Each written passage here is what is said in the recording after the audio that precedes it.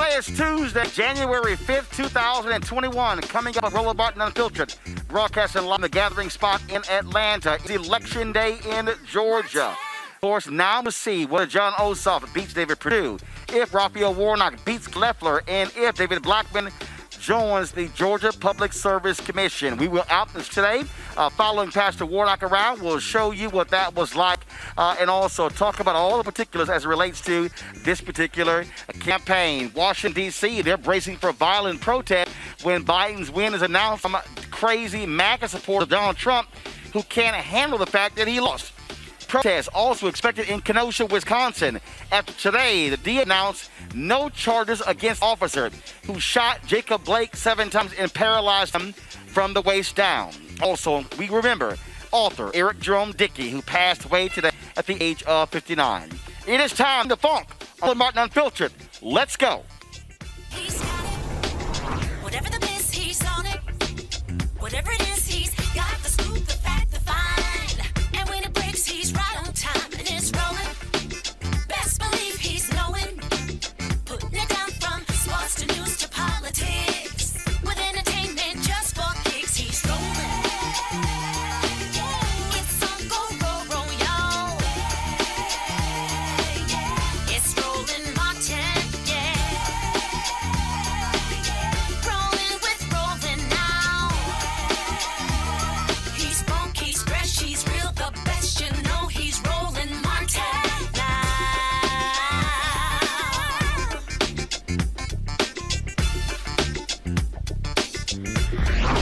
Martin.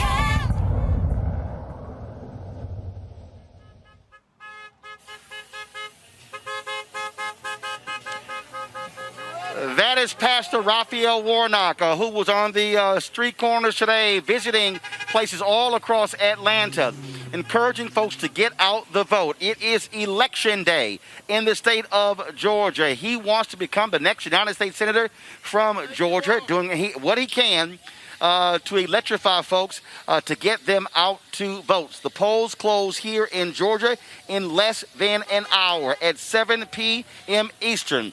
That's when the polls close here in Georgia.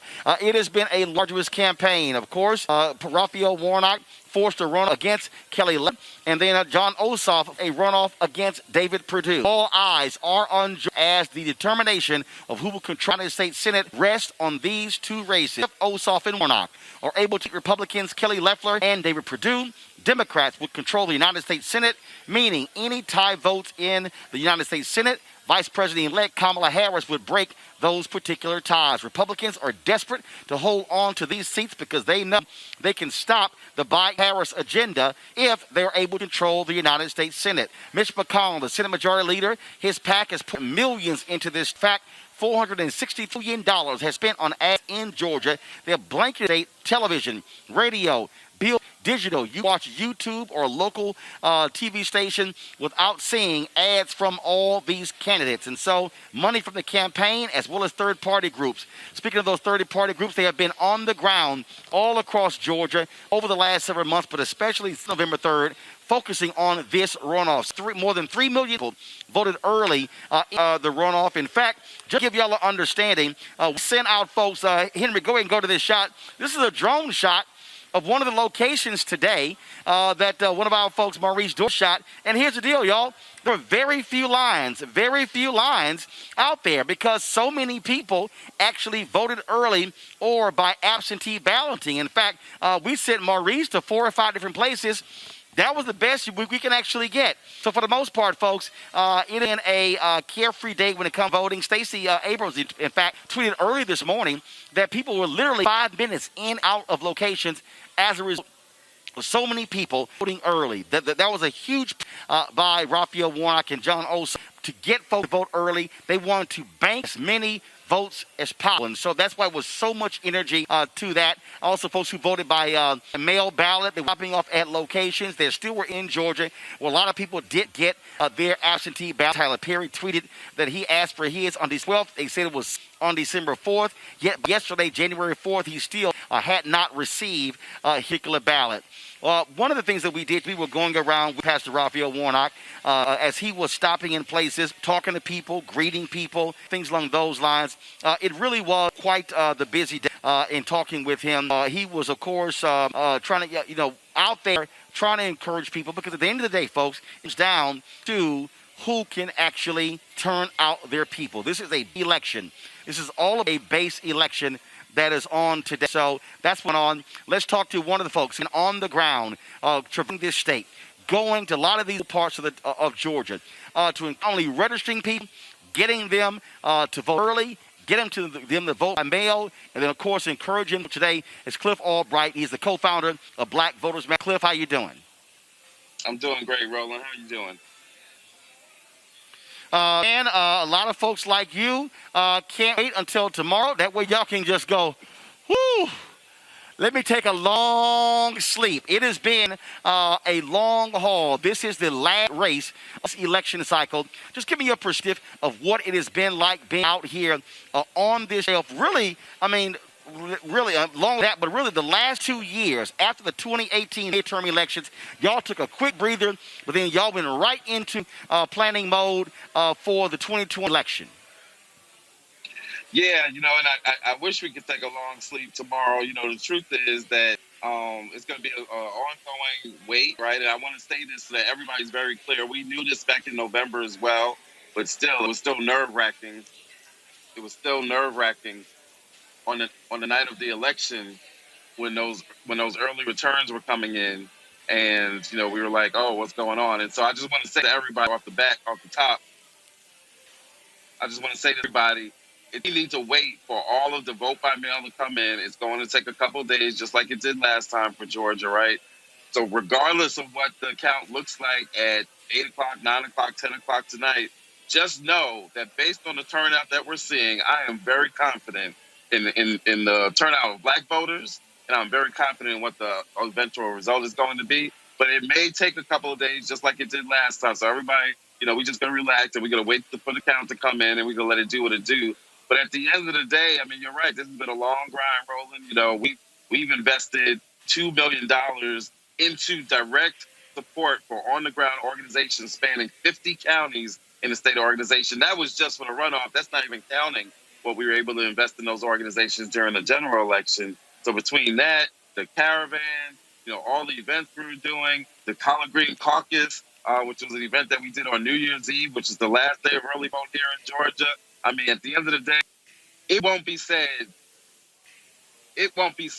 that if these 2 Senate seats don't go to Ossoff and Warnock, it's not going to be because of whatever Black voters did or did not do, right? Black voters have showed out. We were already 33% of the electorate for the early vote and the vote by mail. And I just saw a stat on one of these networks that said exit polls show that Black voters are 29% of the election day turnout. If that's the case, it's a wrap, Roland. If we were 33% in the early vote and 29% on election day, I'm incredibly confident that we make up a percentage of the electorate that will make a victory very likely. On that particular point, when we talk about, again, what we have seen, the thing that y'all have, which I think has been so critically important, y'all really took a out of Ella Baker, out of rights movement, out of Dorothy Cotton, citizenship education initiative with the SCOC. That is reaching people where they are, but also educating them. So many people always kept saying, vote, vote, vote. Folks are like, what the hell am I voting for? But Black Voters Matter really took the time to walk people through, to explain to them what needed to be done and things along those lines. And I think that was a difference maker. And, the innovative thing that y'all have been doing when it comes to collard greens and having food and things along those lines, recognizing where people are meeting them at their need, and then being able to say, now let's engage you in the importance of registering and voting. Yeah, you're exactly right, Roland. That's actually one of the biggest compliments you could ever give us at Black Voters Matter, me and Latasha, pointing out that we are both students of the civil rights movement. We try to use some of the similar tactics and some of the same philosophies. And it was very important to us that, when we do this electoral work, we got to first recognize our folks have been going through hell this past year. We're going through 400 years of it, right? But this year, COVID, racial violence, for which we just got another reminder, right, in terms of the latest news regarding Jacob Blank, we've been going through this all year. So we wanted to incorporate, as we always do, we wanted to be able to incorporate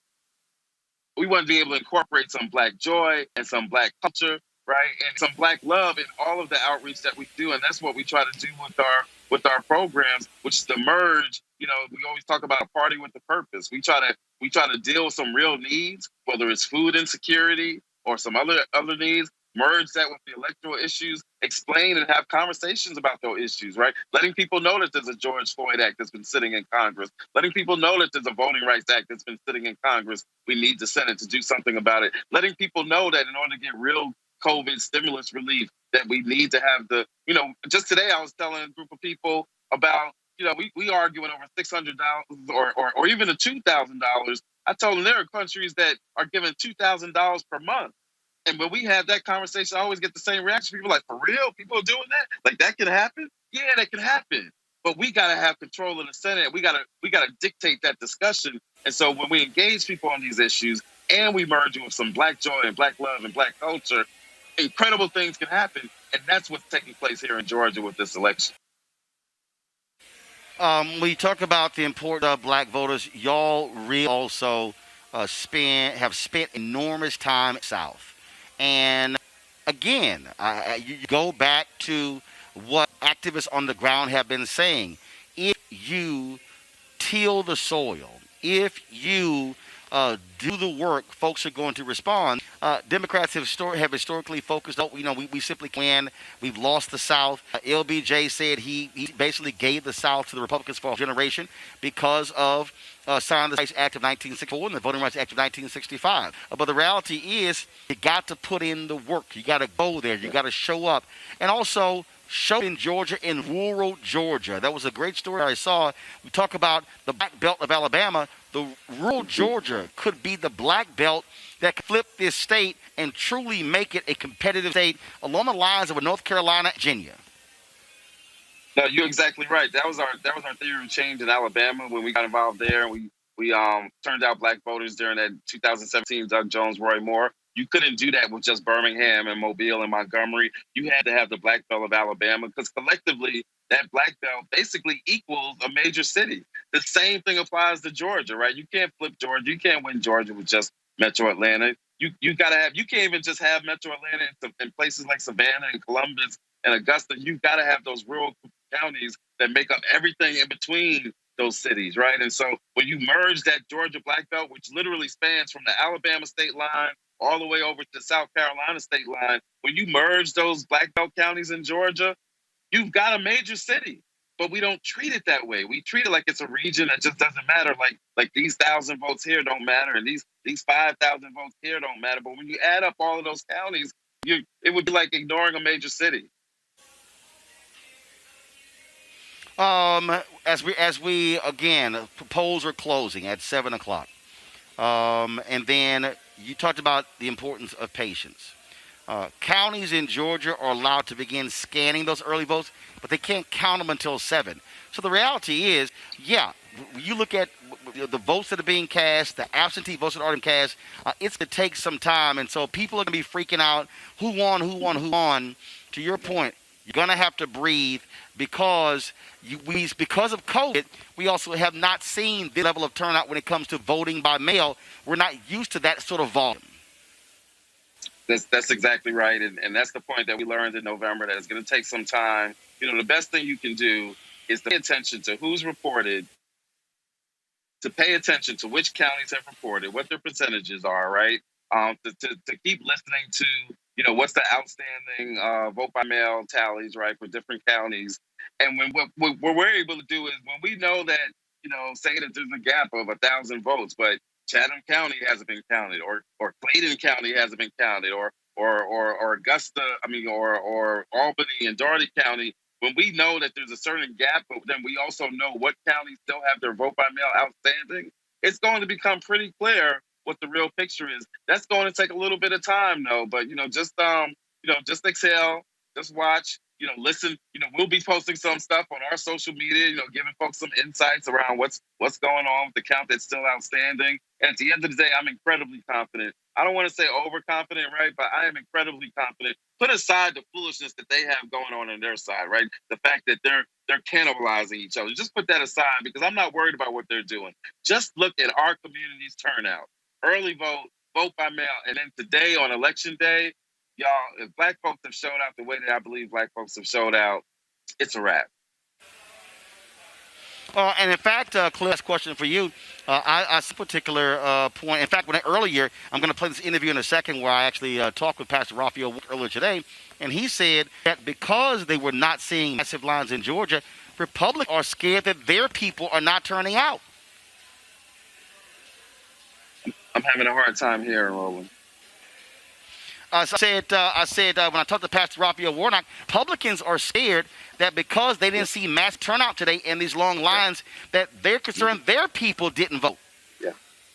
Yeah, no, you're exactly right. In fact, the crazy man in the White House has already been doing tweets where he's making excuses. He's already started his conspiracy theories talking about the Dominion machines weren't working and his people are being undercounted. When he starts doing those types of tweets, guess what? He knows that he's lost this race. He knows that these two incumbent senators have lost this race. And as you said, if you look at their turnout in some of the counties where they felt like they had to have huge turnout, that huge turnout has not shown up. So you're seeing two different stories. You're seeing black voters turning out in huge numbers, and you're seeing on their side a low turnout. Again, it's going to take some time.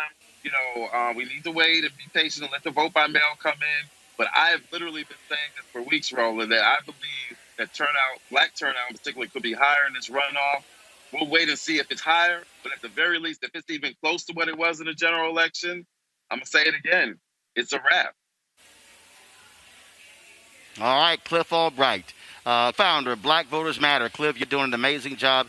Been right there with y'all. Live stream started with live stream event in Warner Robins there in Savannah, in Columbus, supporting y'all and what you do. And as you and Latasha know, anytime y'all come out and say anything, you can come on right on the filter anytime. We appreciate all the support y'all have given us.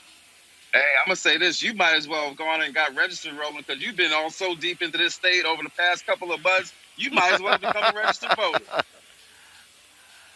I did. We did rent an Airbnb for like 5 weeks. We've been here absolutely for more than a month. A long time here.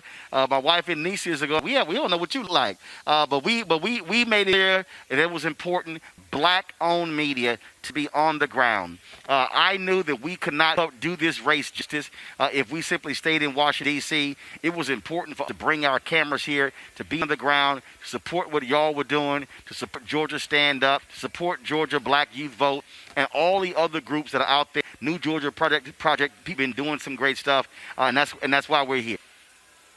Thank you, Roland. All right, Cliff, thank you so very much. Folks, as I said, it has been quite a 5 weeks that we've been on the ground. And earlier today, when he began his day out to Gwinnett, where some of his supporters were canvassing, going door to door, to have a little chat with him as he was looking at this mural. This mural that was actually built there. It was a colorful mural. I'm going to tell you more about it later. But here's my brief chat with Pastor Warnock there in Gwinnett County. 4 Black Baptist churches, and they call this area Baptist Town. It talks about the Black Hospital. So first time seeing this? Yeah, I never. What a clarity of Eden Lodge, which is also a lot of the members who are part of the lodge over here, and it's the Prince Hall Lodge, which is right over there. Oh, okay. Yeah. One day. Are you a Mason? Yep. Okay. You got join in? And an Alpha and Boule. I don't know about Alpha. Well, first of all, you need to step out then. That's an Alpha man. I'm an Alpha man, and I'm in the Boule. Got it. I never did the Mason thing. Feel good about today? I hear you. I do. I hear you. I mean, I think what we need is try to get out for there, people to keep their foot on the accelerator. He'll do us out there. You know, that complacency, which, is the only enemy that we've got to push back. We bring some up. And I get a little worried you know, that as people hear about the record turnout, that they might think their vote doesn't count. Their vote absolutely matters. I saw a tweet from Stacy saying that because of the people who voted early, supposed to be able to get in and out in 5 minutes or so. Yeah, I was just watching a report on MSNBC, and they were saying that they're not seeing the turnout that they thought they might see, which is actually a bigger problem for the other side. Because you had, what, 5 million or so who voted on November 3rd, and you already crossed 3 million early. And when we talked, you said that was the whole point. You wanted to bank as many votes as possible. That's right. So we saw record voter turnout, both early in-person voting and vote by mail. And we just need the folks who didn't vote early to show up today, and the folks who did to tell the other folks to go and vote. But yeah, things are looking good. I just, as long as we don't let off the accelerator. Don't stop until the last poll closes. Don't stop. All right, we'll see you at the next one. Don't stop, won't stop. All right, Fred. All right. Folks, as we have been talking about, although Atlanta may be Georgia's most populated city, 60% of Georgia lives in the metro Atlanta. The reality is, rural voters in the state, they decided to win many statewide elections. And when Andrew Young, when he for statewide office governor, it was the rural parts of Georgia where he did not do so well. Joining us right now is outside of Atlanta, Brad Bates, Georgia Public Broadcasting, Reverend James Woodall, president of the Georgia NAACP. Reverend James Woodall first. Reverend, particular point about rural Georgia. I was discussing that with Albright.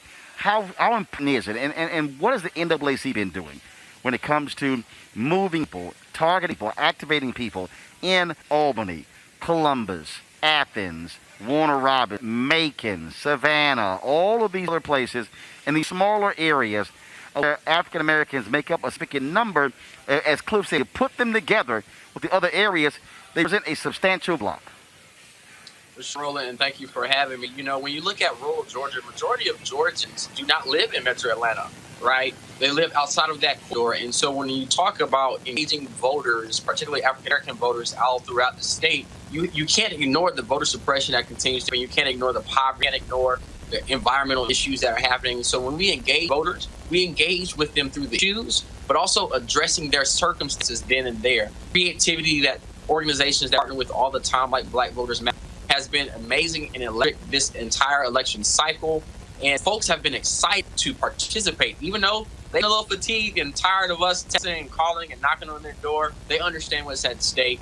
And so they've been willing participants and have had, great spirits in this entire process. And so we all wanted to ensure that they had all the resources that they need to show up for this election, to ensure that voter intimidation did not take place, to ensure that organizations like the Georgia NAACP and Black Voters Matter, they were not being told they can't engage with those, which we have seen folks like the Georgia Secretary of State try to tell us that we can't do those kind of things. And so we've been very vigilant, working behind the scenes this particular election, trying to ensure that election is protected and our voters are able to actually show up to vote.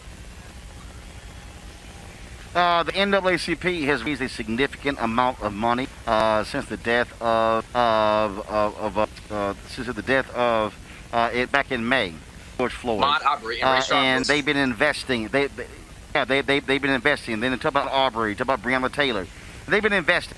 What did the NAACP invest in Georgia in get out the vote when it comes to putting folks on the ground, canvassing as well?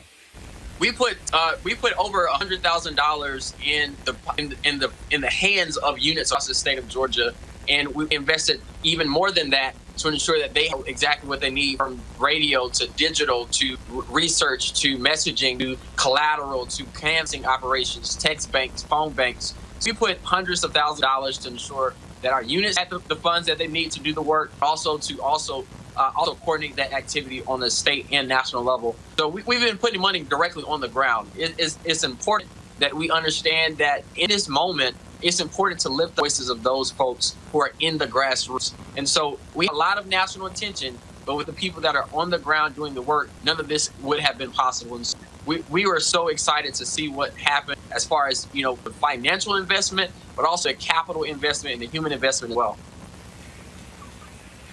And one of the things, obviously, that people want to see what happens if their candidates But I always say, even if your candidate may lose, if John Ossoff and Raphael Warnock lose, the reality is, David Perdue, black people are still constituents, and we must address and the needs of black people in this state. For sure, and we've seen time and time again that we don't organize for candidates. We're organizing around issues. Particularly as a nonprofitization, we don't endorse candidates. However, we do engage the issues and hold candidates accountable. And Koffler and David Perdue have been very, very clear as to where they stand as it relates to the African American community.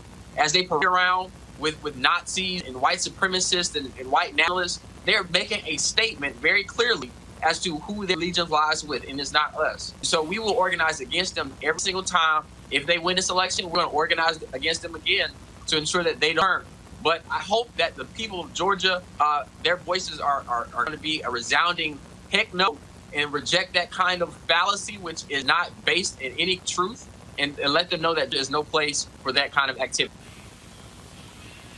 Let's talk about the fact that you were on a task force with the Secretary of State, and as a result of his actions, you quit that. Republicans have been focused on voter suppression. This Secretary of State, even with his fight battles with Donald Trump, this man really threatened activists, saying they could be charged felony if they pass water and food to people standing in line. Republicans in this state are already saying that they are going to get rid of the laws that made it easy for folks to vote. They want massive voter suppression in Georgia because they're angry they lost. Can't win at the ballot box, therefore they would rather cheat. It's hypocrisy, and that's why I resigned. No, when you have a Secretary of State on one hand is saying the voters of Georgia have determined that they want to elect Biden as his next president, and we should respect that. And then you celebrate that during this election for the runoff, we hadn't had long lines for election day and for the runoff early voting period. But then simultaneously talk about, well, we have an upcoming legislative session begins on Monday, and say you want to reduce early voting days, and they also want to cut early locations, and then simultaneously you want to say we're going to cut no excuse absentee voting, which, by the way, we're still in public health pandemic. You can't say you want to improve elections and talk about how you are a leader in the nation for free, safe, and secure elections, but then simultaneously do the very things that would undermine that status. It's just hypocrisy to me, and I cannot continue to work in good spirit and good faith with people who continue to lie to people of Georgia. We're going to continue that work of advocating on behalf of Georgia voters, not partisans, not political party, not elected officials, but Georgia voters. And we're going to continue to do that work with so many of our amazing partners each and every day. All right, and we certainly appreciate the work to do. Reverend James Woodall, President of the Georgia NAACP, thank you so very much. Thank you, sir. All right, let's begin our panel today, folks. Francis, he's with the Fairless Society. Candace Kelly, legal analyst, and Robert Patillo, director, Rainbow Push Coalition, Peachtree Street Project. I'll start with Robert. Your sense of this race. Polls are closing literally in 3 minutes across Georgia. You heard what Cliff say about black turnout. Republicans are concerned they did not get massive turnout as well. Your thoughts? Well, it's interesting. Just piggybacking on what Reverend Woodall said, and also what Black Lives Matter said, what we've been doing with Rainbow Push is going throughout the state to trying to do a 159 county tour with our 1,000 churches to motivate people outside of the metro area, because people so often think that every election is just Atlanta. We get those people who are down in Hamilton, Georgia, and Waverly, Georgia, and Casita, and Montezuma and Oglethorpe down in Brunswick, in the coastal regions. Those are all votes that are very rarely touched and very rarely motivated, and there's an extreme level of motivation and enthusiasm. In the 2008 runoff, about 2.1 million people voted in the entirety of the runoff. We were already at 3.1 million when we walked to the door today. There was a report earlier saying that DeKalb County has already exceeded the general election voting numbers today in this runoff election. So those type of turnout numbers are what Republicans have been fighting against for a generation in Georgia. Remember, it's a state that demographically is 35% African American, 12% Latino, 6% Asian American, 52% women, one of the largest LGBTQ IAPK plus communities in the country in Atlanta, Georgia, with universities throughout the state, a young population, a diverse population that is increasingly being transplanted from other regions. So we knew that this blue wave was going to come eventually. We've been fighting the resources to do so since Jane Kidd, since Mike Burlon were directing the state party, since Du Bois Porter was directing the party. And as you said, the common wisdom was it could not be done. But touring throughout Montgomery County and other parts of North Georgia throughout this week, I've seen the lack of those lines being in place in Republican strongholds and areas where they count on in-person voting. I'm, of course, holding my breath as everyone else is, but I think it is a good sign for democracy that people are using the option of early voting and ensuring that we're getting a free and fair election that counts every vote. I want to, F. Lee, I want to go to you. Republicans, first of all, Loeffler, David Perdue really make concerted effort to court voters that was small, if you will, and a lot of people have been highly critical of the Loeffler's attacks on Pastor Raphael Warnock. Black church have been highly critical, saying how dare she blast his religion as well. Your assessment of Republicans in this particular run. And we got to talk about Republicans in the state now want to change voting laws again because they're angry with the turnout of black people, Democrats, who voted for Joe Biden and Kamala Harris. I thought you should be focused on the issues, turn folks out. Why cheat to win?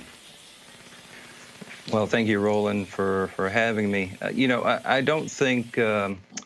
I think there's been clear bias in this discussion of Senator Loeffler talking negatively about Reverend Warnock when, even the comment of the guest before talking about Nazis and white supremacists being associated with these two senators has been debunked. That's a clear example of the bias toward the Republican Party. In that particular rally where that photo was taken, Kelly Loeffler had no idea who these people were. And she asked them to leave. So I think this giving the full picture is something that is required and definitely needs its due. But I ask you this here, F. Lee, before I go to Candace, doesn't it say something, though, as a problem with your party and racists like these individuals far more comfortable looking party than elsewhere? When you look at the racist action of the Proud Boys, when you look at the folks who are marching in Charlottesville, that's really the bigger issue, where these individuals who are more comfortable with Republican candidates than they are with Democratic candidates. Isn't that the greater? Well, I think that would be a gross over generalization. I mean, I don't know that any party has a monopoly on racist members. Surely there are racist members on both sides. I mean, you look at some of the Black Lives Matter rioters and some of these anti-white protesters. I don't think that there is a difference when it comes to who has a monopoly on racism. I think those go both ways. I think the Republican Party is doing a good job of trying to focus on their image, focus on their message. What is exactly they want people to know? And I think they're doing a good job of keeping that message, as opposed to the Democrats who are ripping each other apart. Actually, I would dare say, Candace, the people who are ripping each other is F. Lee's party Republicans. Donald Trump was in this state last night blasting Raffensperger, blasting Kemp, blasting any Republicans who disagree with him. They are engaged in an all-out war. You've got Mike Pence, folks, snapping at Pete Navarro. So I would say if there's any party right now has erupted into massive internal war, that is the Republican Party. In fact, I'm looking over here where Lance, the longtime Republican post, he's predicting disaster for Georgia the next 4 hours, saying this could be among the worst ever for Republicans. Doesn't sound to me like that's a lot of Republican unity, Candace. And you forget that President Trump also basically blasted Vice President Pence, saying that if you don't do what I want to do come tomorrow, I'm not going to like you as much as I do now. So there certainly is discord amongst the Republican Party. And for some reason, and I'd love to hear from our guest, the guest F. Lee, associate people who are racist, people who are anti-Semitic, people who, are burning the Black Lives Matter signs with people who are Republicans. There's a reason for that. The reason is because groups like the Proud Boys and, QAnon marching in the streets, saying things that don't align with apparently what the Republican Party says. But this is what they're doing. They're climbing fences over churches and they're grabbing Black Lives Matter signs and they're burning them, which is why one of the chair of the Proud Boys was arrested. He was released today, but he's got plans for tomorrow. He's got plans that don't align with what F. Lee is saying, but somehow there's an association. So that seems to be what's most interesting to me, that there's this disconnect that, hey, Republicans aren't like that. But that's what we think of when we think of Republicans. We think of people who are racist. We think of people who are anti-Semitic. We think of misogynists. Why is that? Why on a whole? It's because that's exactly the type of behavior they have shown. So there you have it. And just really quick, because I feel like we do need to perfect the record on this with regards to the Loeffler campaign versus the Warnock campaign, and make sure we're doing a full account. That Klansman that she took a picture with, she claimed she didn't know. She took another picture with him 3 months before that, and also received a campaign contribution from other Klansmen. She went on a white supremacist podcast, an interview on another network. At the rally last night, they had Marjorie Taylor Greene speak, who is a supremacist, QAnon supporter, anti-Semite, who called George Soros a Nazi, and has made in many other incendiary statements, and she was on stage directly after Kelly Loeffler. And understand also, we saw the ass week from Kelly Loeffler intentionally getting Raphael Warnock, the way they did O.J. Simpson on the Time magazine cover, to further otherize him, and even going down to the microaggressions of only referring to him as radical liberal Raphael Warnock when he was a pastor and when he has a doctorate, which you have no right to speak to him in that way, and going even further, attacking his religion and attacking the black church while saying Amy Cody Barrett's religion and being a Catholic was off limits. She has a clear record on these issues. So we cannot just simply invent imaginary facts because they're convenient to us. Kelly Loeffler has run the most vile, disgusting, disgraceful campaign possibly in American political history, trafficking conspiracy theories and lies, attacking the man's ex-wife, putting out reports about child abuse, claiming that a Christian pastor is not a Christian at all. So Kelly Loeffler, she does not have to worry about the wrath of the voters of Georgia so much as she does have to worry about being cast into that lake of fire, because there is somebody who will handle people like her, and we know exactly how this ends. So I'm not qualified to be the judge of her, but the King of Kings will judge the way she runs this race. F. Lee, your response? I think a lot of the comments are based in reality. You know, she didn't release anything about child abuse or attacking his ex-wife. These are things that happen. On that. She gave these are things on it last week. You cannot invent your own facts because they're inconvenient for you. You have decided to join up and hitch your wagon to a white supremacist, and if you are going to sit here and defend them, then you are no better than them. I'm very happy to give them to you, but apparently you have not been involved in any news reporting on these matters at all, when in fact his ex-wife and 6 different clips today. I have run multiple campaigns. I have been on the ground in several states. I know how this works. Okay, so his wife has a video. There's a police statement. He was arrested for obstruction of these child at the camp. The camp closed. So somehow you missed all of those. One second. Hold on. Robert, go ahead. These are the exact reasons that Kelly Loeffler is going to lose. Because guess what she's not talking about? December of 2018, Kelly Loeffler got $182 million from Hong Kong billionaire, Chinese communist connected billionaire Li Ka-shing for her investment firm Back Industries, which is a subsidiary of ICE, which is called the International Exchange, which is a company owned by her husband that made billions of dollars on credit default swaps. She does not talk about that because instead of doing that, she talks about radical liberalism. She doesn't talk about her connections to communist China. She doesn't talk about how she went from being a farm girl in Illinois to having $800 million, because instead they want to spread lies, they want to spread deceit, they will attack one's ex-wife, they will create conspiracy theories about child abuse because they have no facts, because they have no messaging. The people of Georgia are worried about health care. They're worried about jobs. They're worried about economic opportunities. They're worried about the coronavirus. They're worried about how they're going to feed their children tomorrow. And because Republicans have absolutely no ability to articulate a message the American people want to hear, they traffic in lies, deceit, racism, and division in this country, where they go out taking this country back. Do you think when they take this country back, they're going to let you stay with them? No, you're going to be out here with the rest of us. So when you hitch your wagon to them, understand that they're going to drop you off that wagon. I think you can make claims about Republicans and racists, but that's the only thing that I've heard from you. In fact, Kelly Loeffler did attack Reverend Warnock's wife. He did. He was accused of running over her foot. I don't think Kelly Loeffler was involved in that. Stop. No. Excuse me. Stop. No, F. Lee. Here's what I'm going to do. You're not going to leave some things out. You said He was Well, he's been doing this accused whole of running time. over I her would like foot. for No. Listen. I'm going to operate on the basis of facts. You said he was accused of running over her. Are you going to complete the other side of it? He was accused. The EMT were called. They discovered there were no bruises on her feet. She was not injured at all. So she hit the accusation he ran over her foot.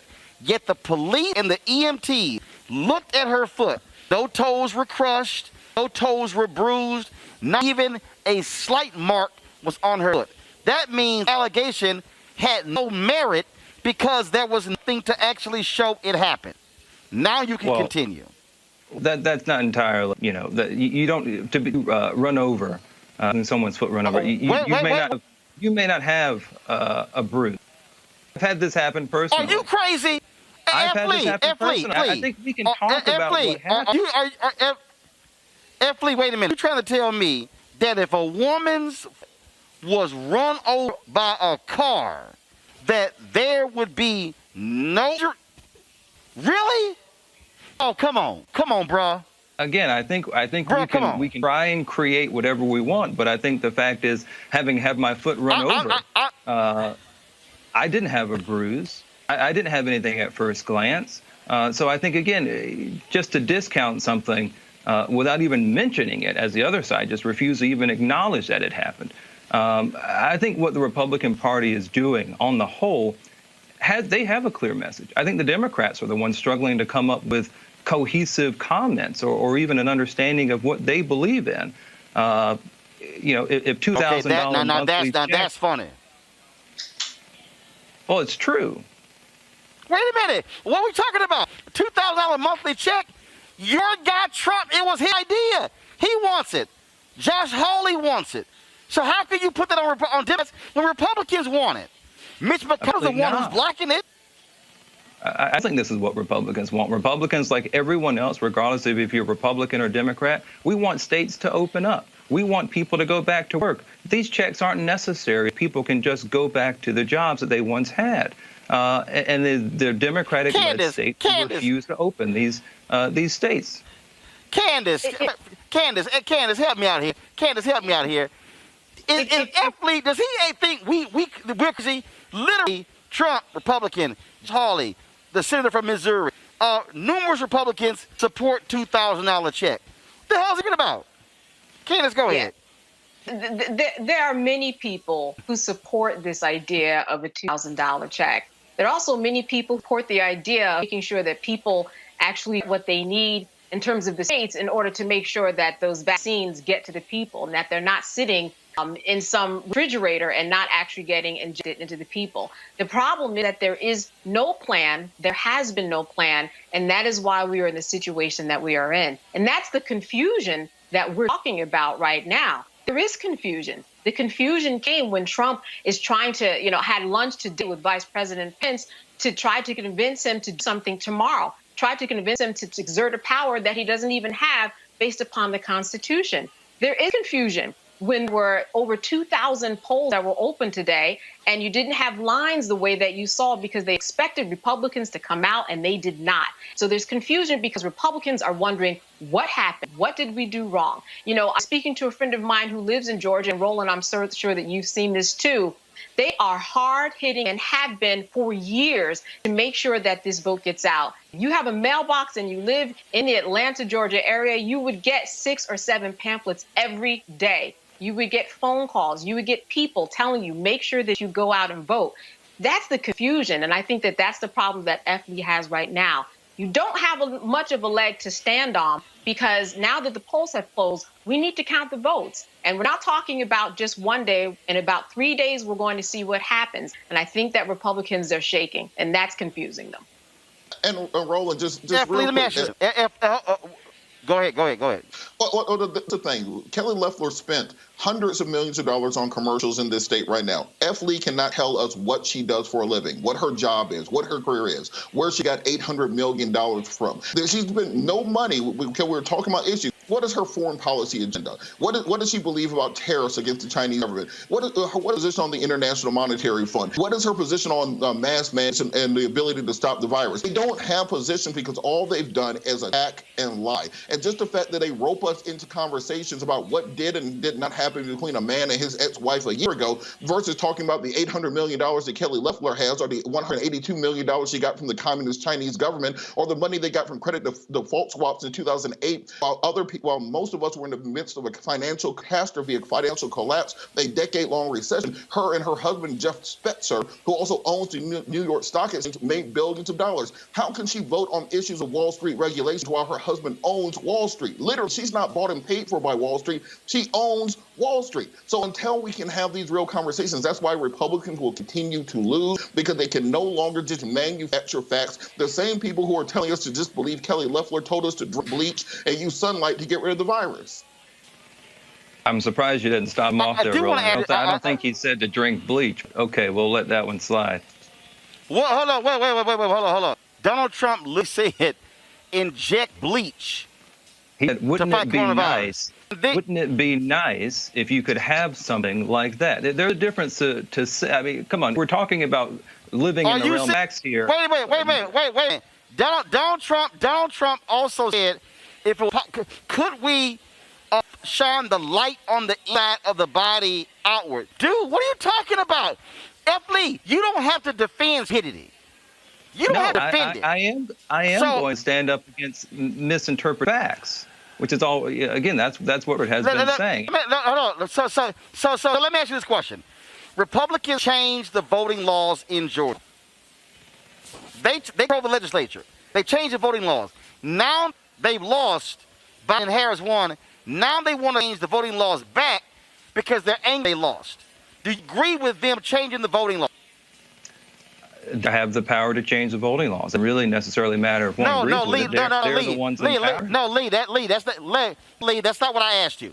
What I'm asking you is a black Republican. Do you think it is right and just that Republicans would change the law, make it easy for folks to vote, mail-in voting, and then after they lose, if they would target black folks? Trump is targeting Fulton County. Nowhere else in Georgia is targeting Fulton County. Now they want to say, no, let's change the laws back because they lost. Is that fair? Do you support that, or do you say Republicans in Georgia, that's wrong, learn the message if you want to win? Do you believe they changed the laws back? Yes or no? There need to be fair elections, and I think you get that however means necessary, whether that's requiring a voter ID, whether that's requiring signatures. Hold up, wait. Are you saying, first of all, they require signatures. Are you saying this election was not fair?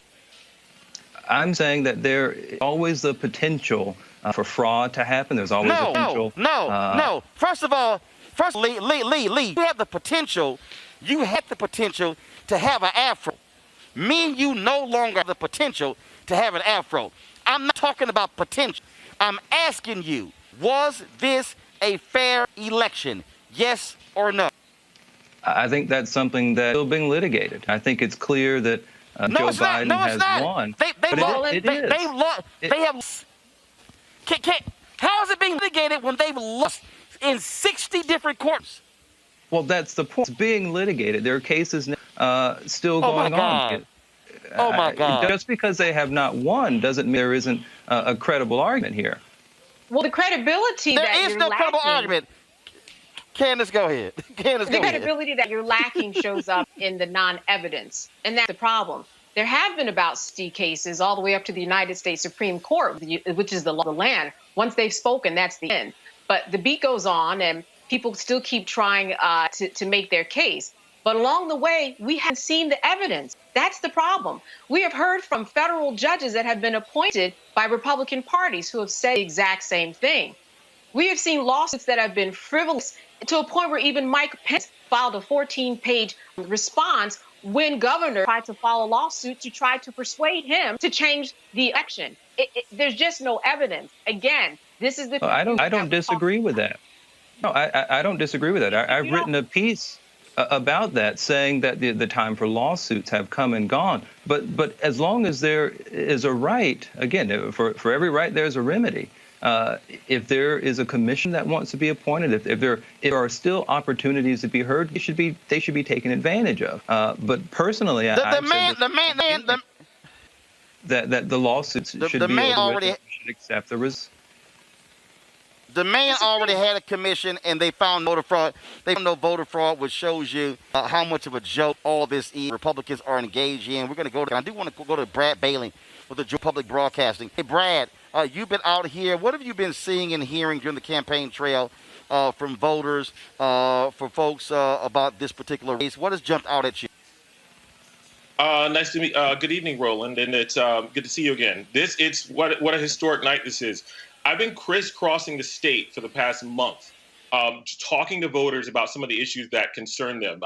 I was embedded with the Ossoff campaign for 3 days as he went to places like Bainbridge, Thomasville, Valdosta. Those are traditionally red counties, but even in those red counties, you have large African-American populations that have been historically underutilized with regard to voting. Some of the main issues I've been dealing with, the people have been coming up with me, has been rural broadband. A lot of those areas around Albany are very rural counties. A lot of those places don't have really good internet access, and especially because of COVID-19, forcing a lot of young Black students away from the school. A lot of them have had really big challenges getting connected to their own school programs. So this presents even more of a challenge with an election. When you have places, access is a huge issue. Access, healthcare access. COVID-19 deaths have been huge. As you know, Albany was the 4th highest per capita death rate in the world with COVID-19 back earlier this spring.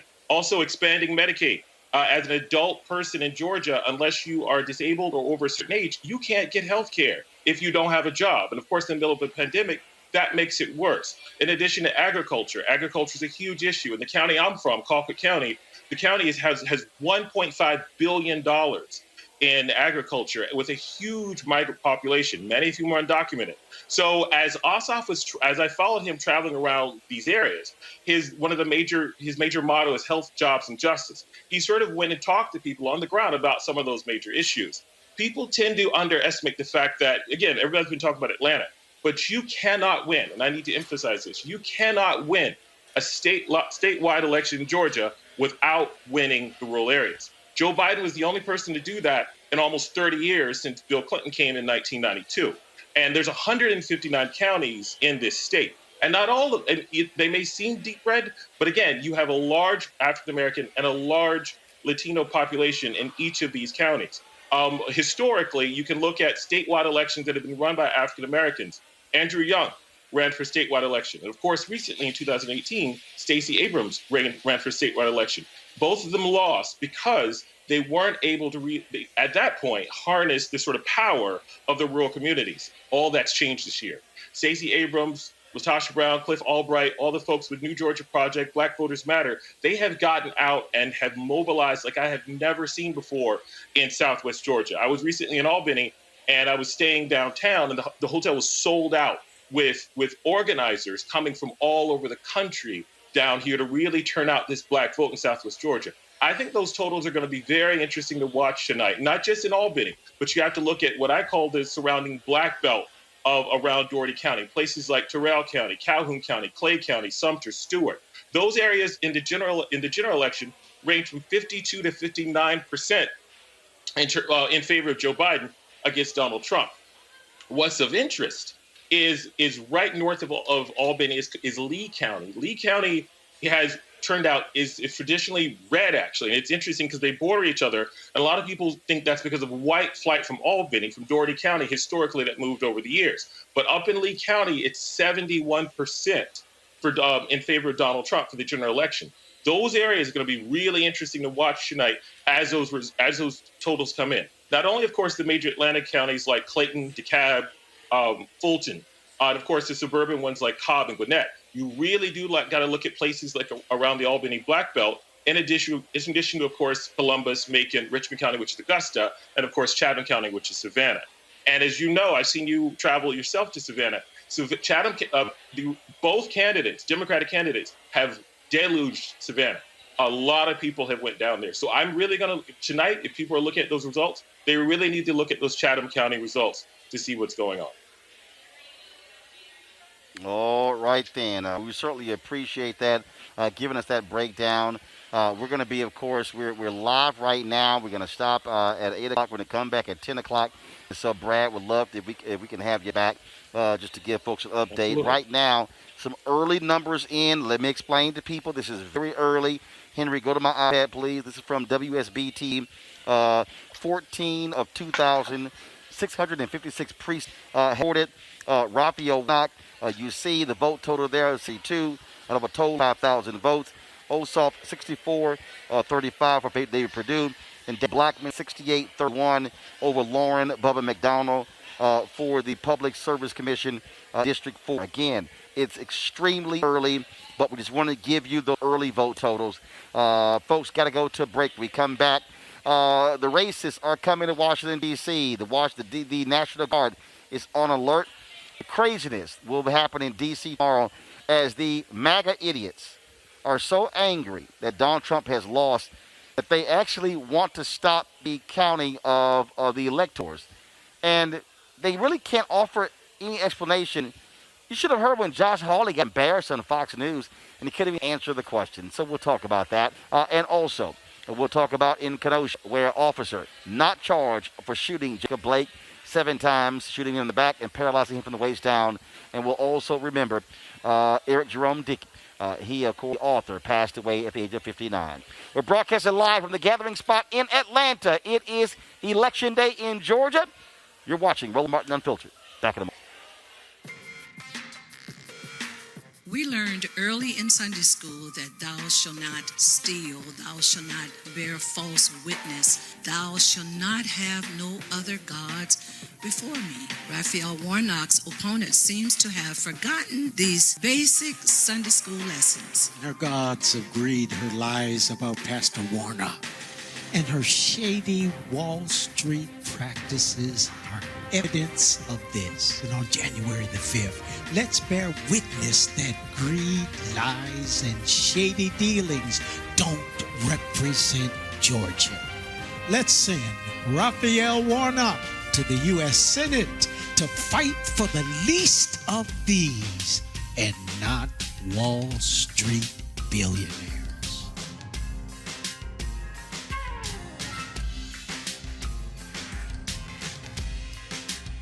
Young people who have just registered to vote, people who have been in the streets protesting and about to do the greatest protest of all, which is to have their voice heard through the vote. Because these young people are the people who are going to keep everybody honest once we vote them in.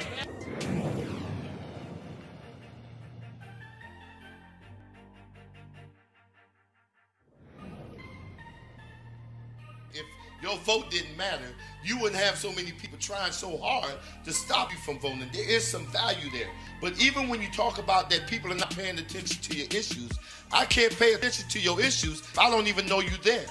And the only reason people are going to know you there is when you show up to the polls and vote. That's when that power manifests itself. But as long as you stay home, as long as you're making excuses, then guess what? You will always experience these issues that we're experiencing today.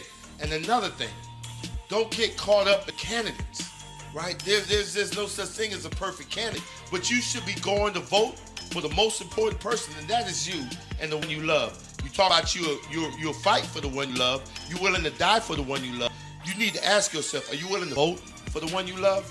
Because if you don't, there's going to be somebody's neck on yours pretty soon.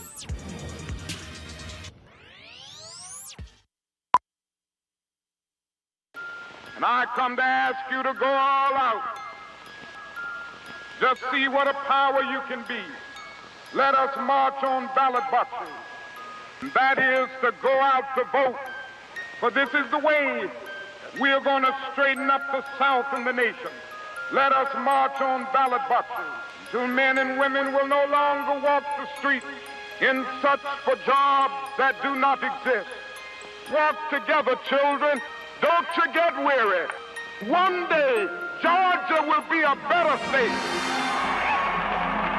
This is our Georgia, where the ordinary accomplished the extraordinary, and a new American story was written.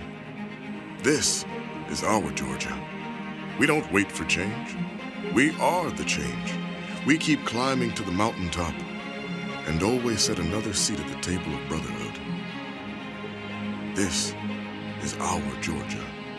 We honor the sacrifices of the past, carry their work forward. Because democracy doesn't stand still. It must be protected, fought for, practiced every day. Let us march on ballot boxes until brotherhood is more than a meaningless word at the end of a prayer, but the first order of business on every legislative agenda. Let us march on ballot boxes. Every voice counts. Every vote counts. Every voice must be heard. must be heard. Este es mi futuro. This is my future. This is my Georgia. This is my Georgia. This is my Georgia. This is my Georgia. How about you? ¿Y tú? Are you in? Are you in?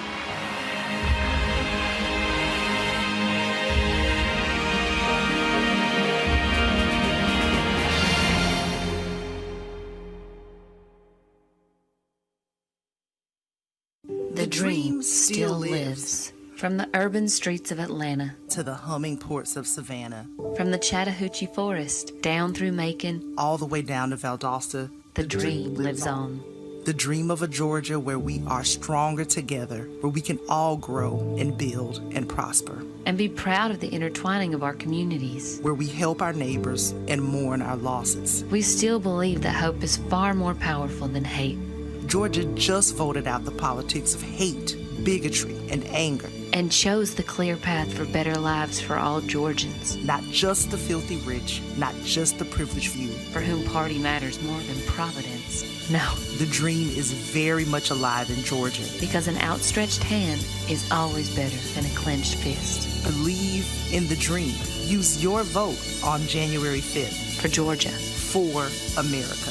The Lincoln Project is responsible for the content of this advertising.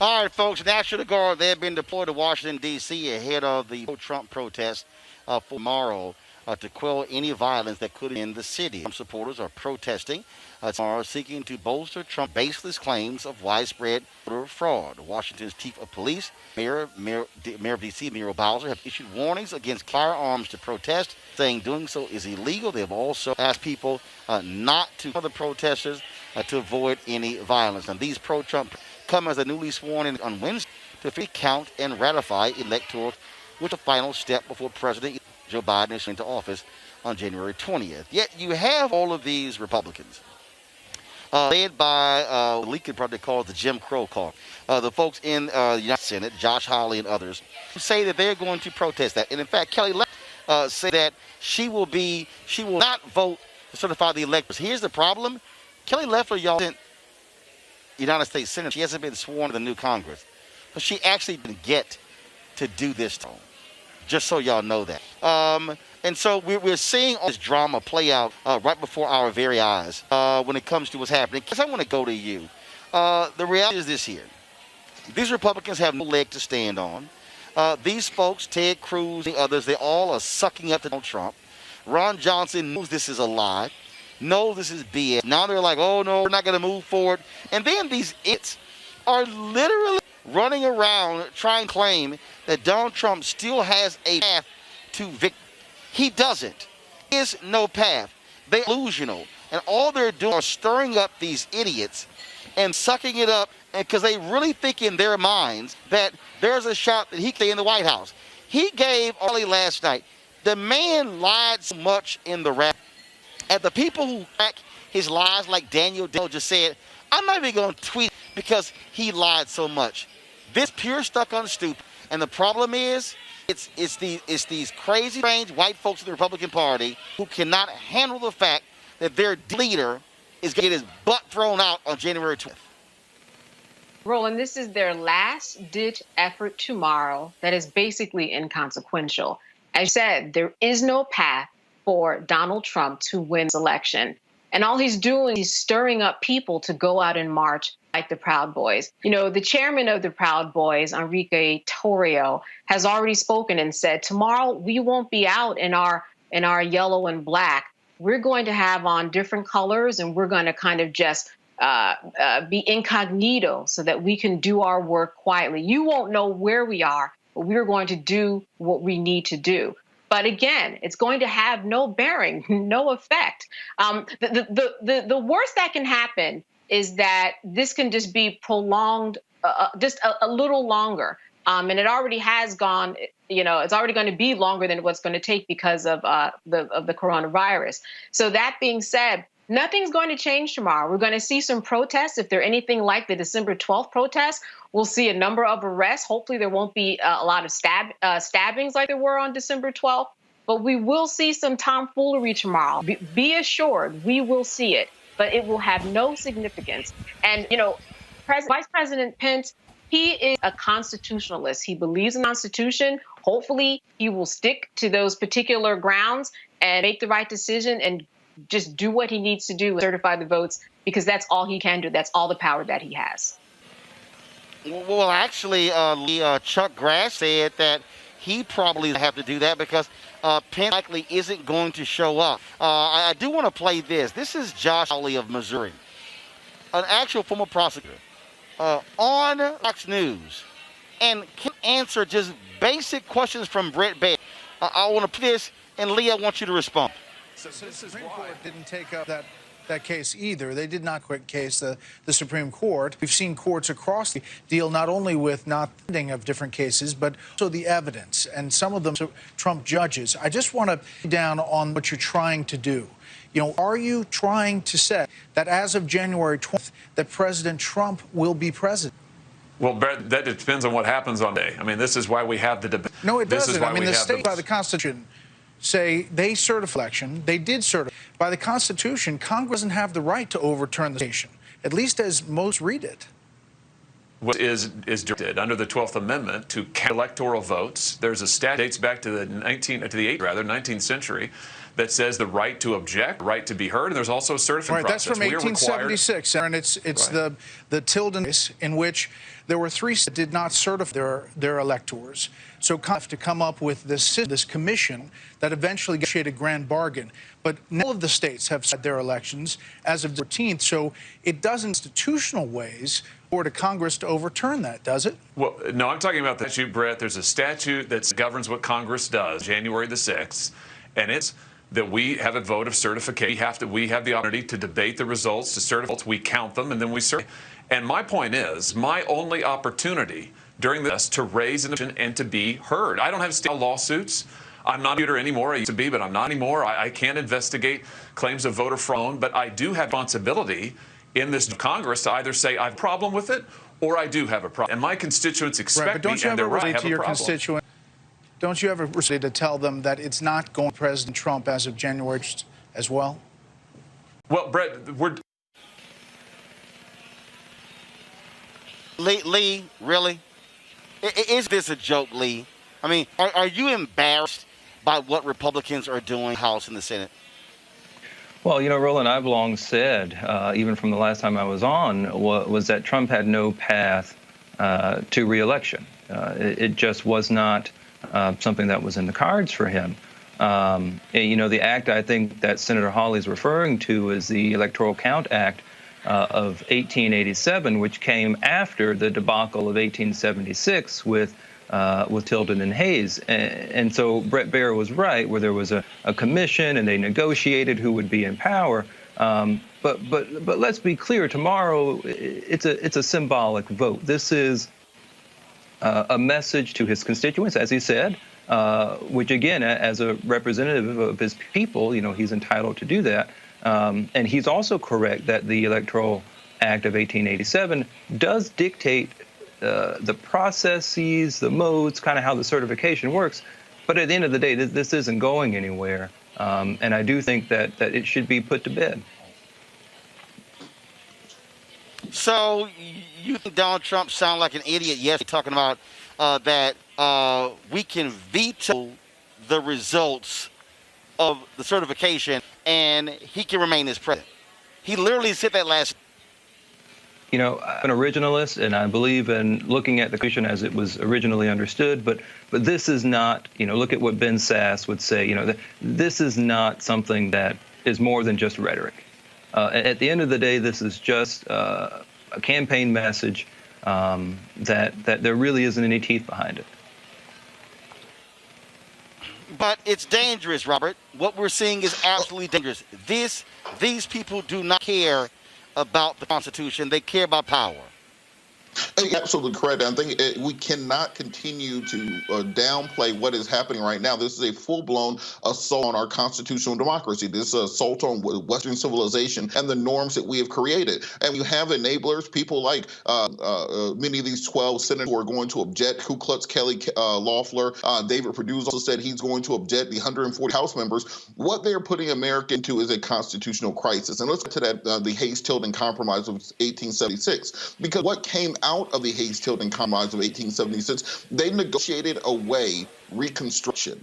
That is what ended Reconstruction and removed federal troops from the South with the Posse Comitatus. And that is how we ended up with the Ku Klux Klan and 100 years of Jim Crow. So this idea that we're going to simply throw it to the Congress and see what they can negotiate out can be very deleterious to the future of the American people, and particularly to African Americans. So we have to stop indulging them. What Donald Trump is doing is raising an army. He has said that he can shoot somebody on Fifth Avenue and not lose a single vote. What we've actually found out is he can allow 350,000 people to die and actually gain 2 million votes. So a very dangerous place in American politics. And if Republicans had any class, if Republicans had any dignity, if Republicans believed in being statesmen at all, believed that, remember when they used to carry the pocket Constitution with them during the Obama administration to pretend they cared about the Constitution? If they believed in that in even a shred, they would stand up to this. But they're willing to see the American Constitution destroyed by one man simply in order to have tax cuts and to maintain and to be able to continue funding their corporate lobbyists. That's why we have to nip this in the bud, put these people out. And I think this is why it's very important that after this is all over, to prosecute the individuals involved. The people who are signing on to this should not be seated in the next Congress. They should be charged with sedition, and we should prosecute them to the first extent of the law, because if you don't nip this in the bud, that's how you end up in another 1876 situation. Surely the fear-mongering is... Black folk... go ahead. No, I'm just, you know, I'm stunned by and kind of dumbed by the fear-mongering going on here, because, you know, to say that this is a constitutional crisis is clearly outside of reality. They obviously don't have to do this. They're not going to do this, so I'm not really sure what the crisis is. It sounds like it's one that's more manufactured than one based in fact. Well, the fact is that Candace, here's the people. No, wait.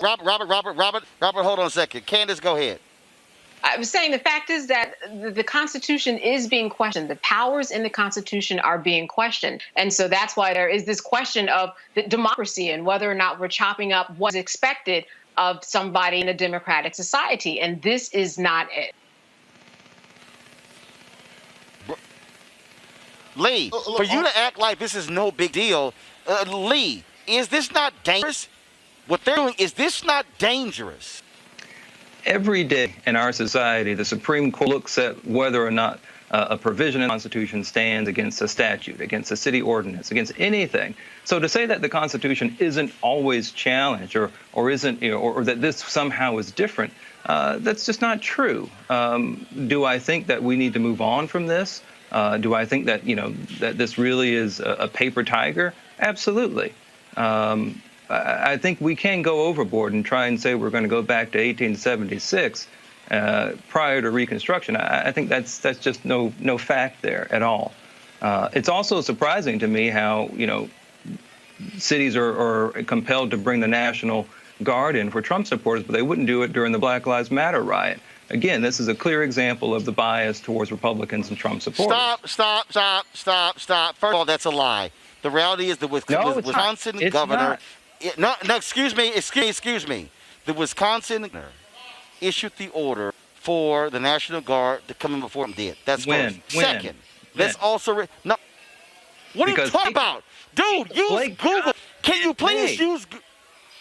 I've written a law review article about this where I have details, particular matter. So I can tell you when he died in May 5th, when the National Guard came in... First of all, Jacob Blake... No, stop. Stop. Jacob Blake did not die. Jacob Blake was the one who was shot. Here's the reality. The Proud Boys engaged in vicious attacks on people the last time they were there. The reason the National Guard is being called out is because, first of all, Black Lives Matter wasn't out there beating people in the streets. That is a lie. And in fact, to correct you, excuse me,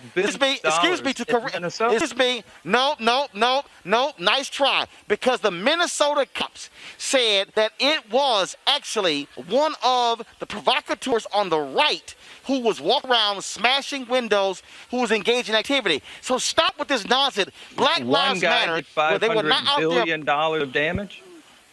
Lee, really? Lee, that's nice and cute. No, firstly, I'll be very specific about what he did. And the piece is this here. And this is what y'all want to do. Y'all don't want to call out the Proud Boys. Y'all don't want to call out their thuggishness. Y'all don't want to call out Black Lives Matter. What you want to do is, actually, because Black Lives didn't do it. And that's the whole problem. And see, you want to play this game. You want to play this game. You want to play this game. And here's you don't know. And that's the problem. You don't know. And you don't have your facts together. I think you don't want to live in the realm of reality. Candace, go ahead. Candace, I do. Candace, go ahead. Black Lives Matter also didn't produce the Kyle Rittenhouse of the world. And we know that is right now. Here was one who on December 12th, 17-year-old made his voice be heard and shot 3 people, killing 2 people. So he's got 5 felony counts against him. And remember, too, that December 12th, there were several people who were stabbed, 3 people who were arrested. So this isn't something that's unprecedented to say that that tomorrow is going to be a mess, a crazy mess of people who are going to go out and have their way and have their say in spite of what the law has prescribed for them, because we've seen it happen already. I mean, think about Kyle Rittenhouse and what he did. What moved him to drive from another state to come to that rally and shoot 3 people and stand out in the middle of the street with nobody saying anything, even after he was able to walk around with his gun. So these are the type of things. Those aren't the facts, though. That's not what happened. He ended up and when because a car dealer suffered $1.5 million worth of damage the night before, he came to defend that place. So when he's shooting people, hold on, Lee. So you're saying that he came to defend them. He had no interest in the car dealership. He's not law enforcement, okay? He's tied to anybody. No, he's a thug who took his AR-15, came across the lines to defend the property. That ain't his job. That's the job of law enforcement. Well, apparently, we have a mixed message with law enforcement. We either like them or we don't. But I think the point with Rittenhouse was, that's very clear. What? That's very clear. With There's no mixed message that we would give a 17-year-old the right to go defend somebody or defend a car dealership and shoot 3 people. I don't think that anybody would agree that a 17-year-old did not a 17-year-old. So Lee, what did he do? Here. Look at this clip. In this particular clip, this guy who he shoots has a gun. It says it in the criminal complaint. If you look at the first guy that he shoots, Joseph Rosenbaum, he says he antagonizes him. He goes up to him and says, shoot me, N-word, I want you to shoot me. Where are these facts? They just somehow disappear when it's liberal propaganda? So you're saying that the 17-year-old had the right to do this? I'm saying he has the right to defend himself, absolutely. He said he had the right to kill people and injure another. He had the right to defend himself. Now, the context of that is different. Again, I think if you look at what the situation was, he's being chased by a mob after he shoots one person.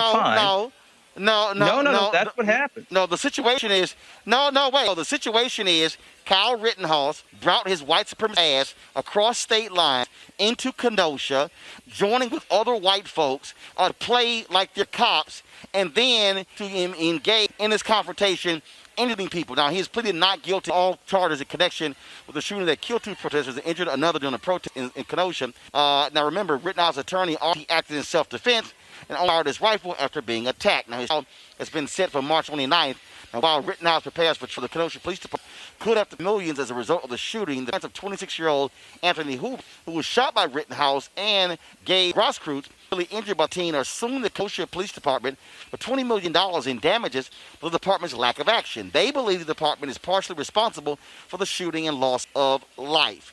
Also, speaking of Kenosha, what jump-started all of that was the shooting of Jacob Blake. The black man was shot 7 times in the back by police officers. Well, today, the district attorney announced that the officer, Rustin Shesky, Jacob Blake, will not face charges, and neither will the officers involved in the shooting. Kenosha County DA Michael Gravely says the officers will not be charged with any criminal offense based on the facts and laws. Shesky shot Blake 7 times in the back over to a domestic incident August 23, 2020. Blake survived the shooting, but has been paralyzed from the waist. According to Blake's family, Blake is doing what he can time to recover from injuries during the shooting. Let's see here. So let me go to you first, Ken, then Robert, then Lee. Ken, your thoughts on this DA's decision, another officer not being charged, including a black man? You know, this is something that we should not become numb to. And it seems as though it's happening so many times, it's just become habit. I'm going to echo what the governor said. He said that in the best interest of justice and equity, that they have failed. The lieutenant governor said that every time there seems to be a new excuse. And that's what we're looking at here. We are looking at somebody parsing the facts that we have seen on camera. We saw this man's back that was to the police officer, and he was shot. Now, there are reports, and the DA has talked about the fact that there was a knife that was involved, and even Jacob has said that there was a knife involved. But we have to look at what we're talking about. Someone who was shot 7 times in the back and someone with a knife who had his children in the car. There is a big difference. Once again, the justice system has failed. And this is why people are going to continue to fight the way that they have been, because this is becoming too much of a norm. We have seen this over and over again, and it always ends up being the same thing.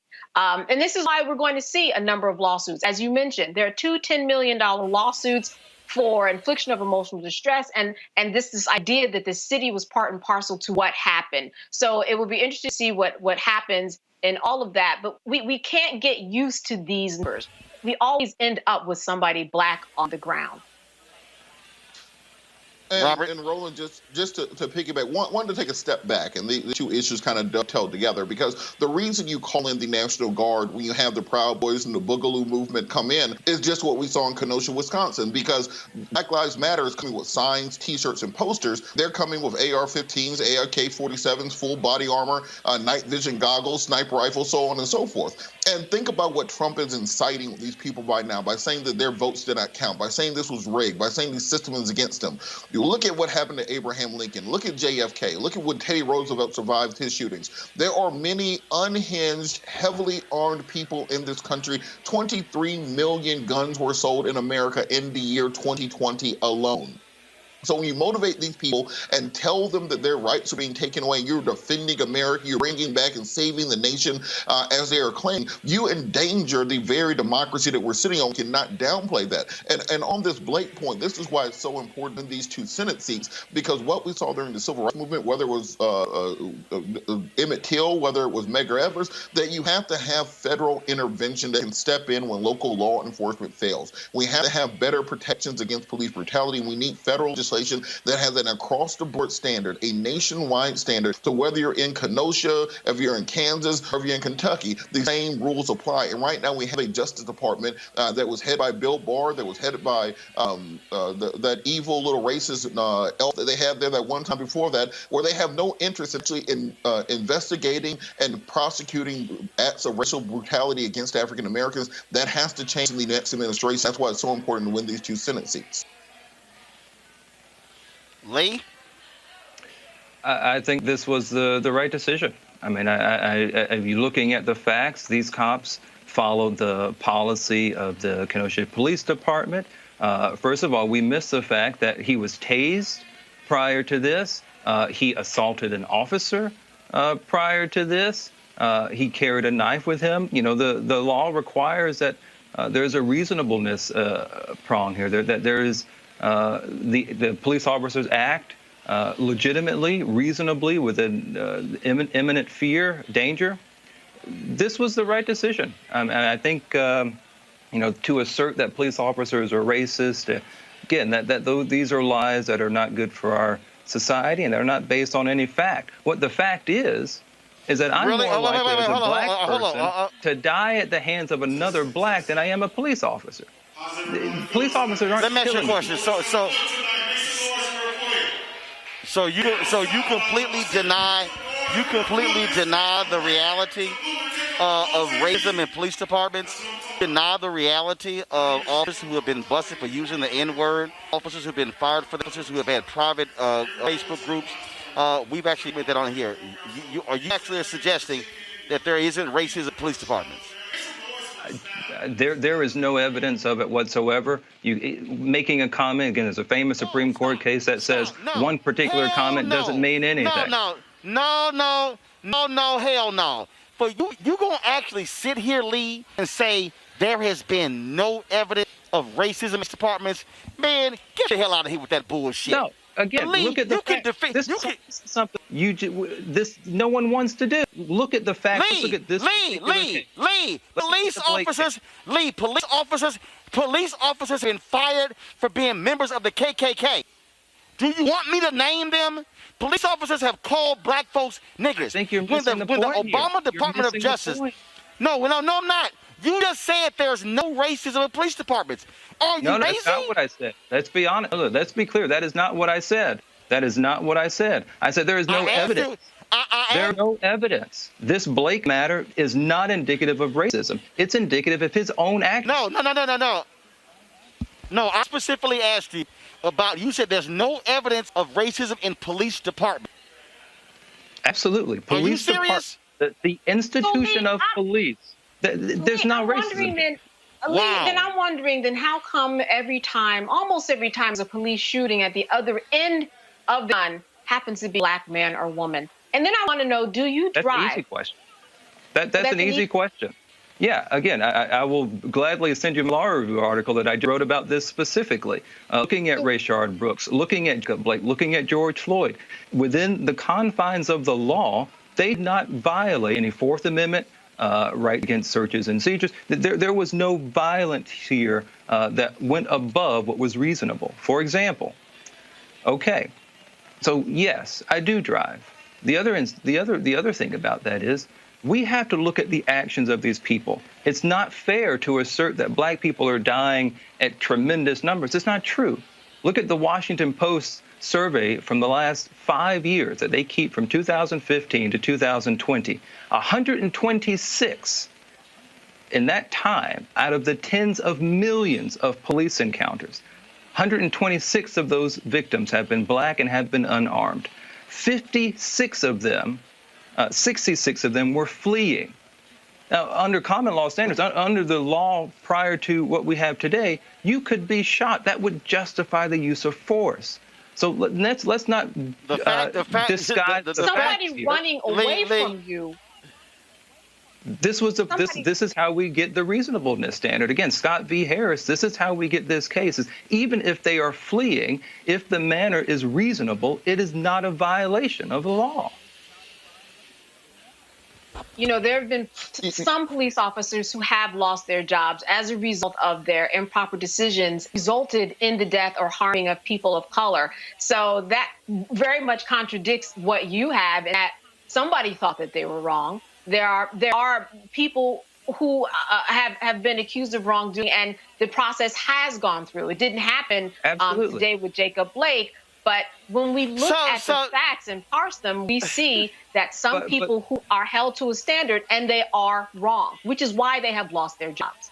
But I think we need to be clear on the facts here, because that's not Lee, wait. So Lee, let me ask you this here. So we did it on the show. Go to my iPad, Henry. Look at this here. To protect and slur inside hate groups on Facebook, police officers trade racist memes, conspiracy theories, and Islamophobia.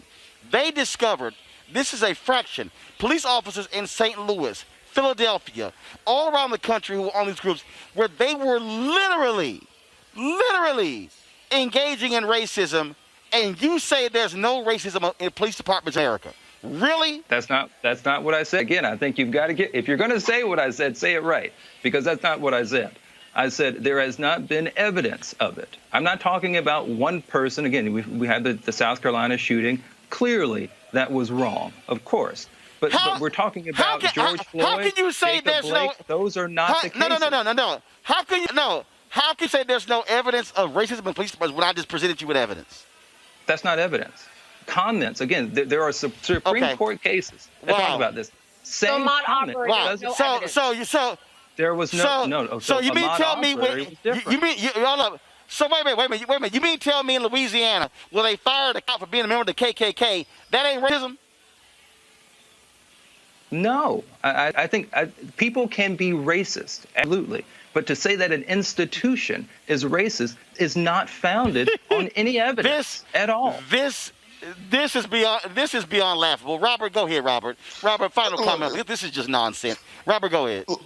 Look, Roland, you don't have to like just facts. Look, Roland, this is the thing. You know me. I come on all the time. I'm pro-life. I'm pro-gun. I'm from rural Georgia. I believe in many conservative values, low taxes, personal responsibility, self-determination. This is why I can never be Republican. Because despite believing in many of the same values, the fact that they make you buy into this cult mentality. You know, Kyle Rittenhouse murdered 2 people and he's innocent. But if Blake is walking to his car, then he deserves to get shot in the back. Donald Trump can say that law enforcement is unfair during the Russia probe, that the FBI, the DOJ are all against it. But Ahmaud Arbery and George Floyd, they deserve to get shot because you can trust law enforcement in those situations. What we are seeing in America is a battle between reality and this weird right-wing fantasy world that they exist in, and it's just not appealing to the majority of Americans. That is why. And then if you talk about evidence, in the last 30 years, Republicans have won the popular vote one time. That was in 2004. Every other election, they've won on the Electoral College and on technicalities because the American people do not believe in the crap that the Republican Party is selling. As long as they try to make us believe things are abjectly contrary to the facts on the ground and what we see before us, they will never be able to win again. That's why they're trying to steal these elections. That is why they're talking about voter fraud. That is why they're all gathering in Washington, D.C. tomorrow to try to see if they can overturn the will of the people, because the people no longer believe them, no longer want them in power, and they need to find any way to hang on that they can. The same thing that happened in apartheid South Africa during desegregation, same thing that happened in Kosovo, Serbia during the Milosevic regime. We see a dying party with dying ideals that can no longer garner the will of the people and have the consent of the government under the social contract. They decide to find other ways to win, and that's what Republicans are doing currently. Clearly not true. Lee? Clearly. Clearly. Look at the fact that the Republicans have come back in full force in these congressional races. We've won Senate challenges that we weren't expected to win. I think obviously the Republican Party is going strong. I think we are the party of requiring the rule of law to be abided by. We say to people like George Floyd and Jacob Blake, you know what, these events are unfortunate, but this is because of racism. This is not because of any negative animus from police officers. This is because of individuals acting the way that they did. Lee, you live in a beautiful parallel universe, and I'd like to address so I can experience it myself. There is no way that you can look at a situation like Ahmaud Arbery, who was simply jogging through a neighborhood and was gunned down. I'm not talking about that. I'm talking about George Floyd. Down by 3 white men and videotape it, only to find out later that exchanged racial slurs via text and other means. And then, I don't disagree with that at all. I don't. But were they police officers? No, they were not. They were not police officers. So he was a former police officer. Doesn't matter. That's a separate issue. A separate issue between policing and individual citizens. Excuse me. It is not separate. In fact, one of them had worked with the district attorney's office. That's right. And one of the reasons why they were released at the scene was because of that relationship with the police department. 5 days ago, Birmingham Mayor Randall Woodford. But it's a different story. Right. So let me do here. Okay, all right. Well, that's just nonsense. But what? That's just nonsense. Folks, 5 days Birmingham Mayor Randall Woodford announced that he had tested positive for coronavirus. Yesterday, Birmingham made this announcement on Twitter. Mayor Randall Woodford was admitted to a hospital tonight to address symptoms connected to pneumonia, according to his doctor. Mayor Woodford's excellent care, resting comfortably. He remains in good and thanks everyone for their wishes. Woodford lost his grandmother to the virus a few days before his announcement. Also, remember the life and legacy of bestsellers Eric Jerome Dickey. Dickey's Sunday in Los Angeles after a bad long illness. He was 59 years old. Aspiring actor and comic who started writing in his mid. He's best known for his novel Sister, Naughty or Nice, and his Gideon crime fiction series. Today, many took to social media to pay tribute to Dick and remember him as a literary legend. He is survived by his daughters. Folks, we are in Georgia, of course. The polls have been closed for a little more than an hour. And we have been traveling, of course, over this state for the past 5 weeks. Today, we were on the campaign trail as well as Pastor Raphael Warnock and John Ossoff were visiting various folks. I wanted to play with you some of the comments that we, of course, encountered earlier of individuals sharing their thoughts about this election and actually what it means. Go ahead, Henry, take it away. Hey, we definitely need to get out and support them. I'm actually the chief financial officer for ATU, which is a transit union. So this means a lot, not just only to those constituents that may be in the community, but it's a huge factor for labor workers. So, and I think this will be a tremendous victory for everybody across the country. It's a lot riding on it. I do want to give a shout out to my brothers from Kappa Alpha Psi Incorporated. The best to do it before and the best to do it after. But we definitely need all the brothers to come out today and vote. Tell your community to vote. Tell your family and friends to vote. We need everybody at the polls. Choose wisely. Look at your future. Look at what's going to be the best for those who you hold deep and near to you. And other than that, take care today. Be safe.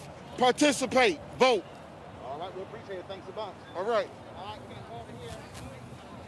Hey, how y'all doing?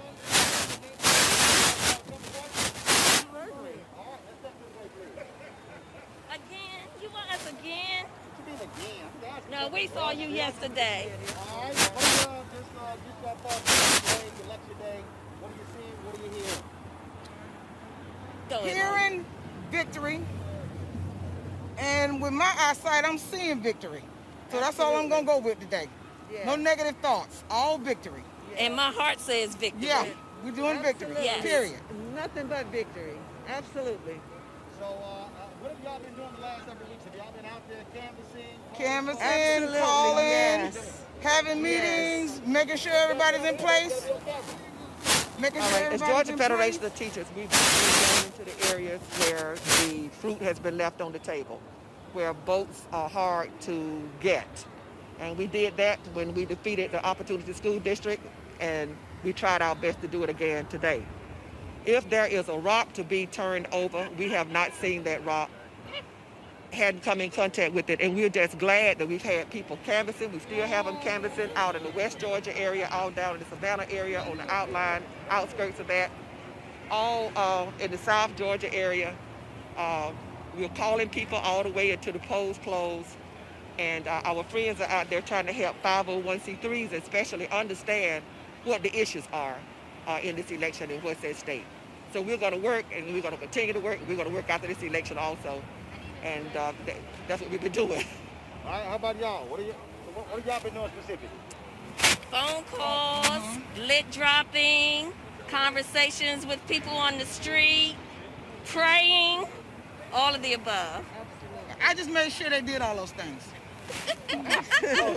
Yes. I just made sure they did the lit drops, phone calls. Everybody was in. Everybody was doing what they're supposed to do. Yes. Yes. Yes, she was, for sure. Yep. Okay. Well, when you're doing all that in them shoes, because you got enough bling bling with those shoes on. Really? I mean, you want everybody to know you were here, huh? Absolutely. Hey, I ain't mad. You can. And the world, we expect to win this thing. We put the work in, and we want to thank everybody in Georgia and outside of Georgia Yes. for all of the help and the prayers and the help, labor and everybody, all the churches, everybody, for helping us now elect people of integrity. It's not about red or blue. It's about doing what's true and what's right. All right. I'm gonna ask this brother here last question. How you doing, Doc? I'm doing good. How about yourself? All good. Just your thoughts about today, election day. Oh, it's in the bag. It's a done deal. You think so? I know so. Because we've been out here hitting these streets, making phone calls, texting. Now, when you pull out more folks in a runoff than you actually had in the general election, it's a no-brainer.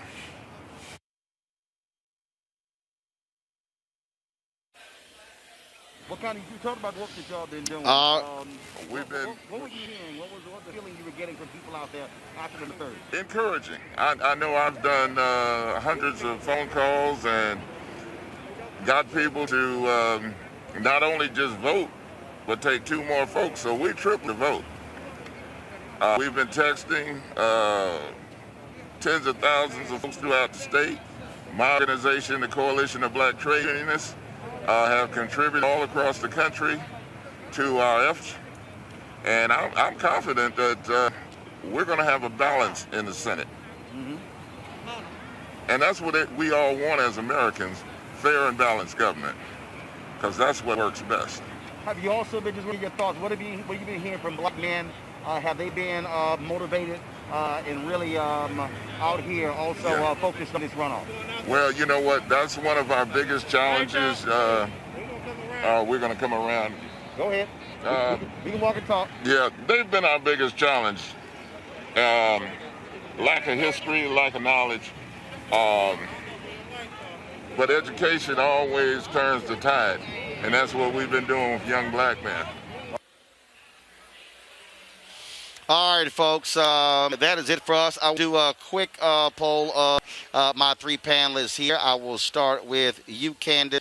What do you see happening? Do you believe that Jon Ossoff and Raphael Warnock can beat Loeffler and Perdue? Do you see Perdue beating them, split decision? How do you think this is going to all end up? What's your best guess? My best guess, looking at the numbers of people that came out today, expecting that Republicans would really have shown up in droves, is that while it's going to be very, very tight, it looks like we're going to have a Democratic win. Maybe I'm putting that in the atmosphere because I'm hoping it to be, but it certainly looks like with all of the groundwork that was laid and the numbers that happened before today and the numbers that didn't seem to happen today when it comes to what we expected from Republicans, that could be the outcome. Lee, what are you looking at to see? You know, I think it'll be a very close election. I don't think anyone has any doubts about that. I think, you know, at best, we get 2 seats. Worst case, I think we get 1. But I don't see it being 50-50. I see Perdue being able to hold on to his seat, and it's up to Loeffler. Robert. I think also it's important to remember my good friend from both Columbus, Georgia, and Clark, Atlanta, Daniel Blackman, I believe will win that public service commissioner seat, the 3rd seat on the ballot. What we've seen is people like Kelly Loeffler's run the most disgusting, vile, racist, low-class, no-dignity campaign that we've seen perhaps in American political history. And her Ku Klux Klan friends we sent right home, back to their billionaire mansion, everything else that they're doing. But I do think that Ossoff versus Perdue seat will be the one that we need to watch. And also, do not expect the election results tonight. Absentee ballots from military will not be until Friday, so if it's a close race, we might not know until then. And what we've seen from President Trump is there's a chance that Kelly Loeffler and David Perdue will not accept the results of them losing, and will litigate this for another month or 2, trying to get it overturned, just as Donald Trump has done. So stay tuned. As Donald Trump would say to the Proud Boys, stand by and stand back, and let's see what happens next. All right, folks, here we go to my iPad. These are the latest numbers before we sign off. 1,273,629 votes are in. Raphael Warnock has 656,807. Kelly Loeffler 616,276, 5148. That's 220 out of 2,656 precincts, representing 8.28% of the vote. It does say precinct totals do not include outstanding absentee votes. Jon Ossoff is at 51.49 to Purdue's 48.51. 1.3 million votes are in there. 223 precincts. Daniel Blackman has a narrow lead, 50.68 to 49.32 against Lauren Bubba McDonald. Folks, that is it for us right now. We're going to return later tonight for an election update live from the gathering spot here in Atlanta.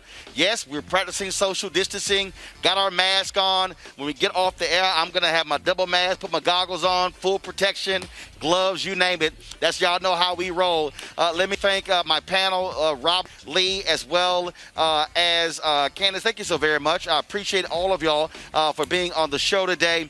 Folks, we have been here, and we thank all of you for your support. Those of you who are members of our Bring the Funk fan club, those of you who are watching on YouTube, more than 9,000 people watching us live. Y'all were watching us earlier today as well. We thank you for that. Please support what we do. Please join our Bring the Funk fan club. What we ask is $50 for the course of the year, $4.19 a month, 13 cents a day. You can join our membership right there on Facebook or YouTube, or you can join directly with us by going to RolandMartinUnfiltered.com. Cash App is down RM Unfiltered. PayPal ME/RM Unfiltered. Venmo.com is com/RM Unfiltered. Zaylen at RolandSMartin.com. Also send a money to New Vision Media. NU Vision Media, 25 West 400, Washington, D.C., 2000. Folks, thank you so very much. Your dollars really mean something to us. We got plans in 2021 to cover the St. Louis mayor's race, to cover the Virginia governor's race. We're going to be all across this country. I told y'all we in the Ro-Ro Mobile. We, of course, in that as well. Let me show y'all this photo here. My man Jason Johnson decided to come on by and join us today. He came by one of the stops with us, and he popped on by. Y'all see Jason on MSNBC. He's been on all my shows as well. Henry, you can go ahead and go to my iPad hold on a second. I'm gonna pull this photo up of Jason somewhere around here. Where is it?